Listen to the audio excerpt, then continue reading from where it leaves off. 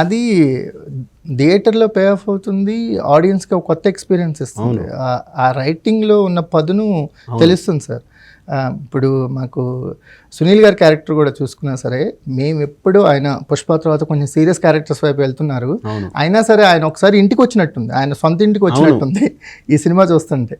అసలు ఆ kerosene scene ఎలా క్రియేట్ చేశారు సార్? ఎవరైనా చూసారా ఊళ్ళల్లో?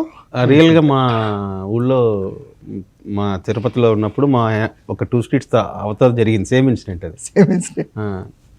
వాడు అలా వెళ్ళి అంటే ఆవిడ ఎలా కొట్టి నేను వెళ్ళి మెంటల్ నా కొడక అని చెప్పి వచ్చి ఆవిడ అదేదో గొడవ సర్ది చెప్పామన్నమాట. సో అది రియల్ లైఫ్లో జరిగింది, లేకపోతే అంత ఫ్రెష్ సీన్ క్రియేట్ చేయడం అనేది అంత ఈజీ కాదు, అసలు రియల్గా జరిగింది అది. సునీల్ గారిని అంటే చిత్రలహరిలో కూడా ఆయన క్యారెక్టర్ అప్రోచ్ బాగుంటుంది, అప్పటి వరకు చేసిన క్యారెక్టర్స్ కంటే చక్కగా ఏదో ఒక క్రిస్టియన్ ఛానల్లో చేస్తుంటారు.